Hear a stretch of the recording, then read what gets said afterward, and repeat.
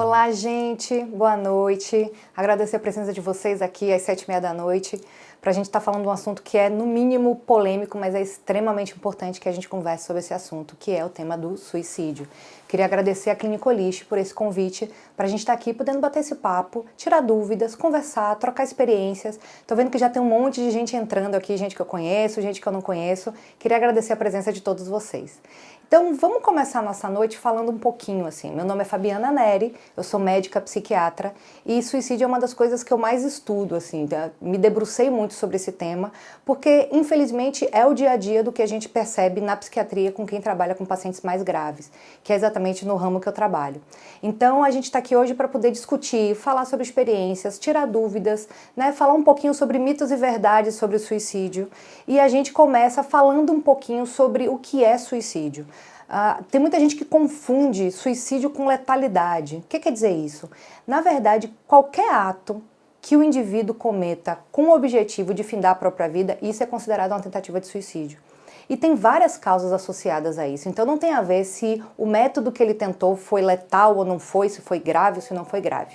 Então é importante a gente entender que o suicídio ele tem a ver não com uma escolha de morrer, mas o suicídio ele tem a ver com o desejo de pôr fim a uma dor psíquica insuportável. No momento que a gente entende que, na verdade, não é uma questão de escolha, não é uma questão de fraqueza ou de coragem, não é uma questão de caráter ou de ideação ou de desejo, simplesmente é um indivíduo que está sofrendo profundamente do que a gente chama de uma dor psíquica, ou seja, uma dor ou um sintoma causado por uma doença psiquiátrica, e que naquele momento a dor psíquica é tão insuportável que a única saída para acabar com a dor é o suicídio, é findar a própria vida. Então, o suicídio ele não é a busca da morte, mas ele é a busca do fim do sofrimento. Se a gente consegue colocar para essa pessoa que, na verdade, tem outras formas de findar com aquele sofrimento, de diminuir com aquele sofrimento ou acabar com aquele sofrimento, ela não vai continuar desejando morrer. Então, isso é uma coisa muito importante para a gente entender como é que a gente trata suicídio, como é que a gente previne suicídio e como é que a gente pode ajudar essas pessoas. Tá? Eu vou esperar vocês mandarem as perguntas, mas já tem algumas perguntas aqui que a gente pode começar conversando que eu acho que são muito interessantes. A primeira delas é: eletroconvulsoterapia, conhecido como ECT, é o tratamento mais eficaz hoje para a depressão? Eu posso dizer para vocês que sim, é um dos mais eficazes. A gente tem diversos tratamentos para a depressão. Tratamentos medicamentosos, com as medicações antidepressivas, a gente tem a estimulação transcraniana, a gente tem a eletroconvulsoterapia, a gente tem o uso de ketamina e dentre os mais potentes, a gente colocaria aí a eletroconvulsoterapia para quadros mais graves e a ketamina também para quadros que são considerados também bem graves. Mas o ECT ainda é o padrão ouro, ou seja, ainda é a medicação que tem uma maior eficácia nos quadros de depressão. Isso não quer dizer que todos os pacientes com depressão vão utilizar ou vão necessitar de eletroconvulsoterapia, mas em casos graves, principalmente com risco de suicídio ou com riscos físicos, a eletroconvulsoterapia pode estar indicada para esses pacientes. Tá? Espero que tenha ficado claro aí a questão da eletroconvulsoterapia. Uma outra pergunta que chegou aqui pra gente: é possível sair do quadro depressivo sem uso de medicação? Podem ser medicações fitoterápicas? Olha, eu vou dizer para vocês o que está na literatura médica, tá? Quando a gente tem um quadro depressivo leve, a gente pode tratar só com psicoterapia. Quando a gente tem um quadro depressivo moderado, é comum a gente associar tanto a medicação antidepressiva quanto as técnicas psicoterápicas, ou seja, o acompanhamento psicológico. E quando a gente tem um quadro grave de depressão, com risco de vida, com risco de suicídio, aquele paciente que fica na cama, não tem condição de sair para nada, a gente inicialmente trata só com medicação, aguarda o paciente melhorar um pouco e depois a gente indica psicoterapia. O que diferencia um quadro leve, do moderado e do grave? É o prejuízo que aquele indivíduo está sofrendo. Então, um quadro depressivo leve, ele está conseguindo trabalhar, ele consegue sair de casa, ele faz as atividades dele, ele dorme bem, mas ele está com o início de sintomas depressivos e ele busca ajuda. Nesse momento, a psicoterapia pode ser suficiente. Mas no momento que o indivíduo começa ou a não dormir bem, ou a estar muito cansado, muito fadigado, começa já a ter dificuldade para cumprir as tarefas e as atividades do dia a dia, ele cumpre, mas com muito esforço. Quando ele já não tem o mesmo prazer para fazer as coisas que ele gostava de fazer antigamente, como sair com a família, como ir no cinema, como sair com os amigos. E isso já é considerado um prejuízo significativo do quadro depressivo. Nesse caso, as medicações antidepressivas já estão indicadas. Não existe nenhuma pesquisa que identifique uma ação antidepressiva importante dos fitoterápicos. Então, respondendo de uma forma muito simples a pergunta, não tem nenhum fitoterápico que possa realmente tratar a depressão, pelo menos não nesse atual estágio da ciência e do conhecimento técnico e científico que a gente tem. As medicações usadas para tratar a depressão são as medicações antidepressivas. E elas são medicações alopáticas, não são medicações fitoterápicas. Ok, gente? Então tá, vamos lá? Próxima pergunta. Por que mesmo fazendo uso de medicação por longo tempo, alguém tenta e comete o ato de suicídio? Essa pergunta é super importante. Quando a gente está falando de depressão, é importante a gente esclarecer algumas questões. A depressão ela pode ser um episódio único, o indivíduo pode ter um episódio depressivo, tratar ou até não tratar esse episódio e ele nunca mais tem nenhum episódio ao longo da vida. Isso acontece em 50% das vezes. Na outra metade, nos outros 50%, é comum a recorrência de novos episódios. O que quer dizer isso? Você vai ter um episódio hoje e vai tratar ou ele vai desaparecer por ele mesmo depois de 6 meses, depois de 2 anos. E depois de 2, 3, 5, às vezes 10 anos, você vai ter um novo episódio. E caso você não trate adequadamente esse episódio depressivo, você vai continuar tendo novos episódios. O problema disso é que quanto mais episódios depressivos essa pessoa tiver, mais graves eles vão ser, mais longos eles vão ser, menos tempo entre cada episódio vai transcorrer, então você tem um agravamento da doença. Nesses casos, que a gente consegue identificar um quadro que a gente chama de transtorno depressivo recorrente, o indicado é fazer o tratamento medicamentoso no momento da crise, no momento do episódio depressivo, tratar esse episódio depressivo, alcançar a remissão total dos sintomas e principalmente o retorno funcional desse paciente. O que quer dizer isso? Ele tem que voltar a ser e a fazer o que ele fazia antes. A gente tem que ter muito cuidado com os sintomas depressivos residuais. Às vezes o paciente melhora tanto, melhora 80%, melhora 70% e ele acha que ele já está bem. Não, ele ainda tem sintomas residuais e esses sintomas residuais atrapalham a vida, dificultam as atividades diárias e deixam o indivíduo predisposto a novos episódios. Então isso é super importante. Então quando você fala usar a medicação por longo tempo, a gente tem que analisar se está usando a medicação adequada, se está na dose adequada e se o diagnóstico é adequado. Então tem uma série de questões. Só usar a medicação não é suficiente. Tem que usar a medicação certa, na dose certa, para os sintomas que a gente quer atuar, tá? E aí a questão do suicídio vem exatamente como um sintoma de gravidade de uma doença que não está bem tratada. Então, se a gente está tendo sinais ou risco de suicídio, é sinal de que a doença que está causando aquele sintoma de pensamento suicida, de desejo de morrer, não está bem tratada, não está adequada, tá? Então, a gente sempre tem que pensar isso. Então, respondendo, pode acontecer da pessoa cometer suicídio mesmo tomando medicação? Pode, mas se a medicação estiver ajustada e o paciente estiver remitido dos seus sintomas, estiver sem sintoma nenhum, estiver retornado ao seu padrão de funcionamento, dificilmente ele vai ter qualquer tipo de pensamento suicida, porque isso é a evolução de um sintoma que não está controlado, tá certo? E vamos lá, tá chegando um monte de pergunta aqui, a gente vai responder também as perguntas que o pessoal está fazendo aqui na live, mas tem mais uma pergunta aqui. Como ajudar alguém que já tentou suicídio a não fazer de novo? Essa pergunta é uma pergunta chave. Que bom que vocês estão atentos e fizeram essa pergunta. É super importante o apoio da família e dos amigos nesse caso. Muitas vezes, principalmente no quadro de depressão, o que a gente observa é que o paciente às vezes não tem força para pedir ajuda. Faz parte dos sintomas depressivos, o paciente está extremamente desanimado, sem energia. Os pensamentos pessimistas fazem com que ele pense que não adianta, que não vai ter jeito, que não tem tratamento, que não tem outra saída, que a única maneira dele acabar com aquele sofrimento é findando com a própria vida. E aí, nesse aspecto, a família e os parentes e os amigos são super importantes. Por quê? Porque eles podem observar que aquela pessoa não está bem, que ela mudou o padrão de comportamento dela e podem oferecer ajuda. De que forma? levando essa pessoa para fazer o tratamento, apoiando ela no dia a dia. Vamos, eu vou com você. Eu sei o que você está sofrendo, não é só você que sofre, isso é uma coisa tão importante, às vezes só a pessoa entender de que ela não está nisso sozinha, de que não é só com ela.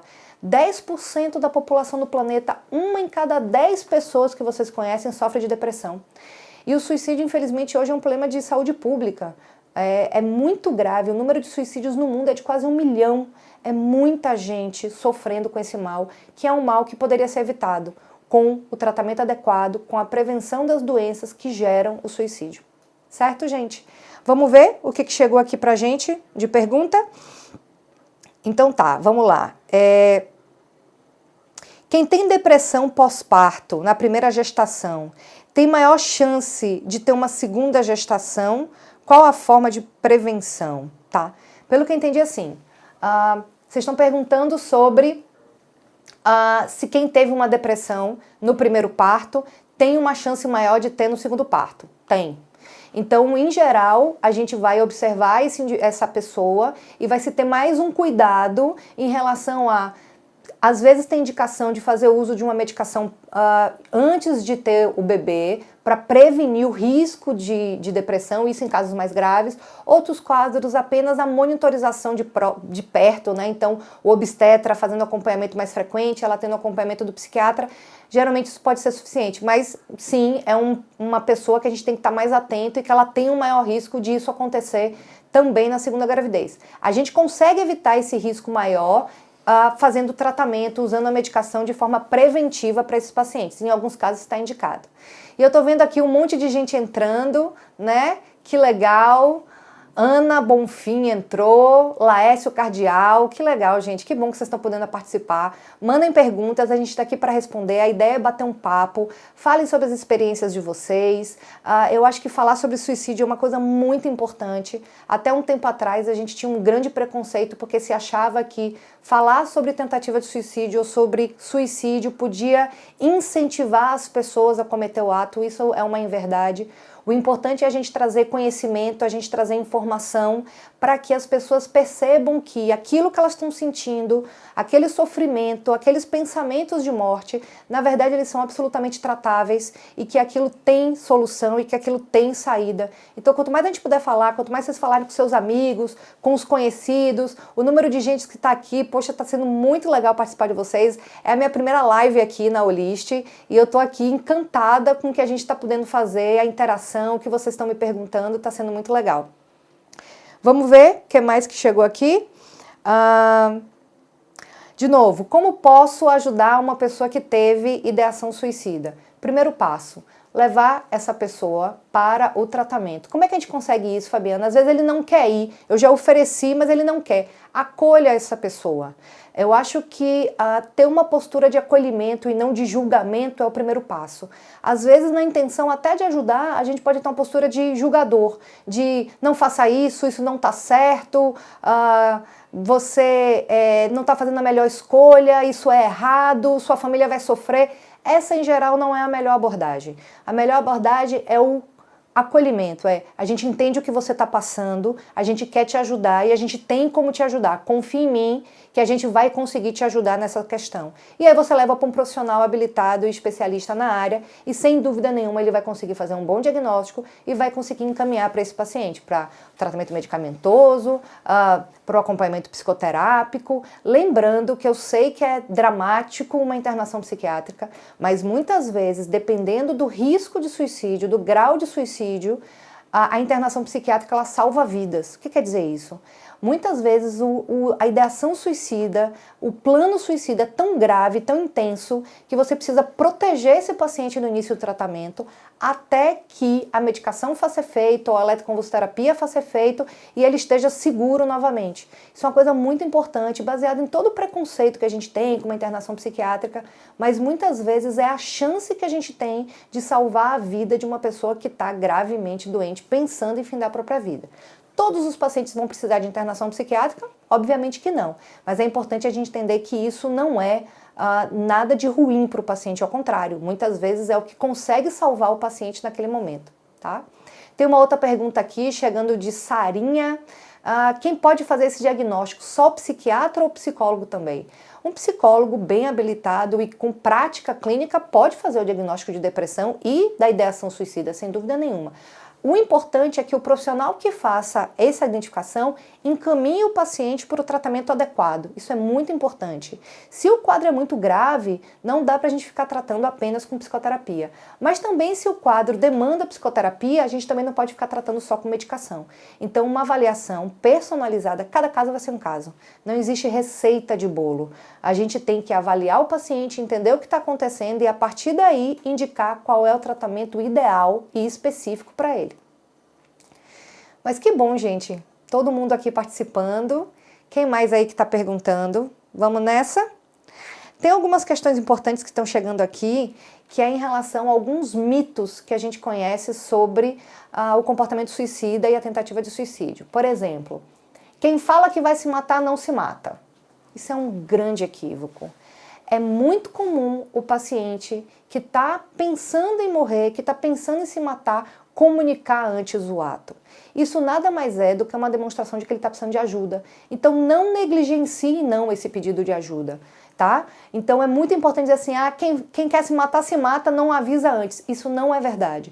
Se vocês ouvirem essa comunicação de alguém conhecido, acolham essa pessoa, entendam o que está acontecendo, ofereçam ajuda, ofereçam para acompanhar no tratamento, ou no médico, ou no psiquiatra, mas não negligencie isso, sem dúvida, é um pedido de ajuda e isso pode ser a diferença entre o indivíduo evoluir bem, se tratar, melhorar ou, infelizmente, acabar tentando contra a própria vida, tá? O que mais, gente? Uma coisa aqui importante, chegou aqui, interessante essa pergunta. Quando a gente fala nas doenças que são mais prevalentes, todo mundo quer saber, depressão é o que mais causa suicídio? Na verdade não é.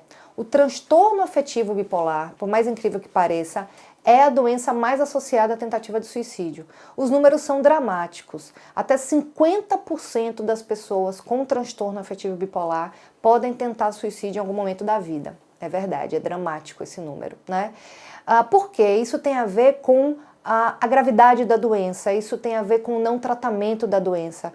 Como o transtorno afetivo bipolar, ele evolui por episódios e depois o paciente volta a ser como ele era antes, normal, a chance desse indivíduo acreditar que não precisa mais da medicação e interromper o tratamento é muito grande. Aí vem o risco. Então, nos episódios depressivos do transtorno afetivo bipolar, nos episódios eufóricos ou irritados do transtorno afetivo bipolar, não é incomum a gente ter a ideação e às vezes a tentativa de suicídio. Então é muito comum. Quer dizer que todo paciente que tiver o diagnóstico de transtorno afetivo bipolar em algum momento vai pensar em morrer ou se matar? Não. Mas é uma prevalência muito alta que sem dúvida a gente tem que estar muito atento a isso, tá? Tem uma outra questão muito particular do suicídio, é o componente genético.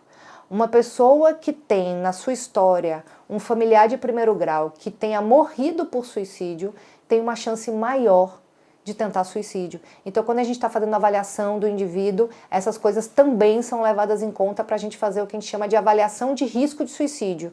O que é isso? Você avalia se aquele indivíduo tem um risco alto ou um risco baixo de suicídio e, a depender desse risco, você vai indicar o tratamento mais adequado. Tem aqui uma pergunta bem importante. Minha mãe é bipolar e nunca tentou, pelo contrário, se ela pudesse, ela matava as pessoas. Ela faz o tratamento certinho no CAPS e tem uma qualidade de vida razoável. Então, você está dando um exemplo, exatamente, não é todo paciente bipolar que vai pensar em se matar. Às vezes, ela fazer o tratamento certo é super importante. Mas se acontece episódios de agressividade, como talvez você esteja relatando aqui pra gente, a dose pode ser ajustada, a medicação pode ser ajustada, às vezes são questões psicológicas, de conflitos familiares, de conflitos ambientais, e aí a psicoterapia é muito importante nesse quadro. A gente tem que lembrar que não existe essa dissociação, mente e cérebro, emoção e razão. Nós somos um só, então as coisas estão juntas. Então o tratamento medicamentoso, o acompanhamento psicoterápico, eles são importantes para que aquele indivíduo retorne até a vida funcional, adequada, feliz que ele tinha antes da doença. Mais perguntas chegando aqui. Já existem casos de crianças que tentam suicídio. Como é que eu vejo essa situação? É verdade, infelizmente o suicídio entre crianças tem crescido. As faixas de maior risco de tentativa de suicídio são os adolescentes e os idosos. Isso teria um fator relacionado à impulsividade, à maturidade cerebral, mas em crianças esse fenômeno vem crescendo. Uma das questões associadas a isso é que as crianças elas têm um pensamento concreto. Então, no momento que elas estão vivendo uma situação de muito sofrimento, seja pelo que for, principalmente abuso físico, abuso sexual e negligência parental, ou seja, quando elas se sentem abandonadas, a ideia delas é que aquilo não vai existir mais ou que ela não vai conseguir sobreviver. E muitas vezes as crianças podem, numa tentativa impulsiva, acabar findando a própria vida. Não é um fenômeno comum, mas infelizmente a gente tem visto um número aumentado dessas ocorrências em crianças. Outra pergunta aqui muito frequente, o pessoal aqui, Guimarães está perguntando, o paciente não quer fazer o tratamento. E aí, como é que a gente faz? É uma questão muito complexa, mas o que eu posso dizer é que a gente sempre tem um jeito de ajudar essa pessoa. Primeiro, desmistificar. A gente tem que acabar com o preconceito e com as questões relacionadas ao tratamento psiquiátrico. Aquela coisa de que tratamento psiquiátrico é coisa de maluco, que médico psiquiatra é para quem é maluco ou para quem ouve vozes. Na verdade, o que a gente sabe hoje é que os transtornos psiquiátricos atingem 25% da população. É muita gente, é 1 em cada 4. Então, 1 em cada 4 pessoas que vocês conhecem, em algum momento da vida vai passar por algum transtorno psiquiátrico e vai precisar de atenção psiquiátrica. Isso é muito sério, isso é muito grande. Então não dá pra gente continuar com o preconceito de que eu não vou para psiquiatra porque o psiquiatra é médico de maluco. A gente tem que entender que depressão é uma doença como outra qualquer, que ansiedade é uma doença como outra qualquer, que transtorno afetivo bipolar é uma doença como outra qualquer, que tem sintomas, que tem características e que principalmente tem tratamento e tem controle. Isso é uma coisa muito importante. O objetivo do tratamento psiquiátrico é sempre devolver ao indivíduo a sua funcionabilidade, a sua alegria, a sua capacidade de interagir, o seu bem-estar, a sua vida laboral, a sua vida em família, é devolver tudo aquilo que a doença tira. Então isso é uma coisa muito importante da gente falar, sempre tem como a gente pensar no tratamento, mas o primeiro passo é a gente mesmo perder esse preconceito. Tem gente aqui falando, se alguém relata a vontade de sumir, de largar tudo, isso pode ser um sinal de que existe algo errado? Sim.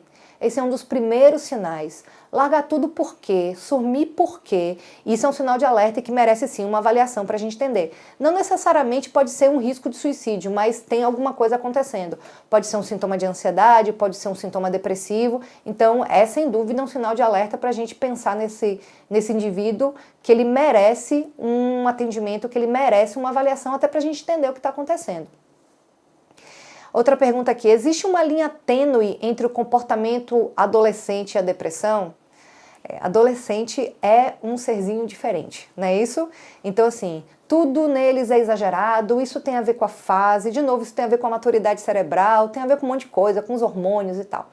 Então o que a gente sempre indica é que um profissional experiente na área de atendimento de adolescentes consegue fazer a diferenciação entre um comportamento adolescente onde pode chorar e passar dias com humor triste por conta de um término de namoro e diferenciar isso de uma depressão. Existem critérios clínicos bem específicos e que a gente consegue fazer essa diferenciação, mas é importante que seja feito por um profissional que trabalhe e que tenha experiência com crianças e adolescentes. Faz toda a diferença. A apresentação das patologias psiquiátricas como depressão, transtorno afetivo bipolar, ansiedade, ela é diferente do que é no adulto, ela é diferente no adolescente, isso é importante. Adolescente não é o adulto rebelde, é diferente a apresentação. Então é muito importante que o profissional tenha experiência no atendimento de pacientes adolescentes e pacientes que são crianças ainda.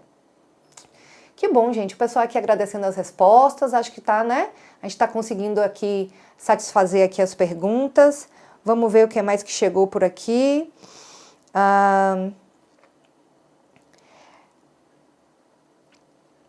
Vamos ver. Tem uma outra pergunta aqui interessante sobre também mitos e verdades sobre o suicídio. É verdade que se uma pessoa já tentou uma vez, ela vai continuar tentando sempre? Não. Isso é um grande mito. A tentativa de suicídio tem a ver com o estado de sofrimento psíquico naquele momento. Se esse sofrimento psíquico, que é causado por uma patologia, por uma doença, depressão, ansiedade, esquizofrenia, bipolar, se isso for tratado, o paciente pode nunca mais ter uma tentativa de suicídio ou uma ideação suicida. Então isso é muito importante, a gente não pode rotular os pacientes, aquele paciente é suicida, não. A gente tem que entender que tentativa de suicídio, ideação suicida, na verdade é um sintoma de gravidade de uma doença. E se a gente consegue tratar aquela doença e controlar aquela doença, ele não vai ter ideação suicida.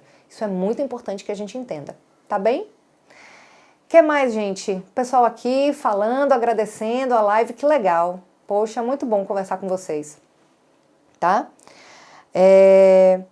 Vamos falar também, tem uma outra pergunta aqui que chegou, a importância da família nesse tratamento. É fundamental.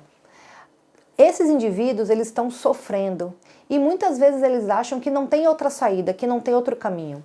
A família vão ser as primeiras pessoas que vão identificar que essa pessoa não está bem. Como assim ela não está bem? O que seriam os sinais de aviso ou de alerta? Seria você perceber uma mudança do padrão de comportamento. Era alegre, começou a ficar triste. Costumava sair muito no final de semana, começa a ficar mais restrito em casa. Tinha um bom desempenho na escola, as notas começam a cair. Então, mudou alguma coisa no padrão de funcionamento, vocês começam a ficar alertas, ver o que está acontecendo. Pode não ser nada, pode ser uma situação ocasional, uma briga com a namorada, pode ser um problema na escola, pode ser um problema no trabalho e aquilo vai passar. Mas se aquilo permanecer, isso pode ser um sinal de alerta. E aí a família sempre vai ser o primeiro ponto de contato, vai ser o primeiro ponto onde esse paciente vai poder se apoiar, vai poder pedir ajuda. Mas às vezes a doença é tão grave que ele não tem nem força, nem energia e nem consegue pedir ajuda. Então a família está atenta aos seus familiares, às pessoas que estão próximas, a gente entender o que está acontecendo, a gente diminuir o nosso preconceito em relação ao tratamento psiquiátrico e ajudar esses pacientes a não só procurar ajuda, mas como acompanhá-los nessa busca de tratamento. Então a família ela é fundamental e às vezes é a grande diferença entre você ter um desfecho bom, fantástico, de retorno, de funcionabilidade ou um desfecho às vezes letal. Eu queria dizer para vocês que a gente vai continuar com essas nossas lives aqui, a gente vai ter uma próxima, vocês fiquem atentos no nosso Instagram da Clinicolist e no Facebook da Clinicolist, vocês vão ter lá todas as informações, dia, horário, temas, quem são os profissionais que vão estar conversando com vocês. Vocês podem fazer pedidos também, mandar sugestões pra gente de temas, de profissionais que vocês queiram que a gente apresente aqui para vocês. A gente está aqui para conversar, a gente está aqui para trocar experiências, a gente está aqui para ouvir o que vocês têm a dizer e poder acrescentar, na medida do possível, o que a gente puder acrescentar. Eu agradeço muito a presença de vocês aqui hoje, foi ótimo bater esse papo com vocês, eu adorei a experiência, foi minha primeira live com vocês e eu gostei muito e espero estar aqui mais vezes para a gente continuar esse papo. Então, queria agradecer, desejar uma boa noite para vocês e vou aguardar então as sugestões de vocês com temas e profissionais que vocês queiram que a gente coloque aqui na nossa live da Clinicolist. Tá bem, gente? Obrigado, foi muito bom conversar com vocês.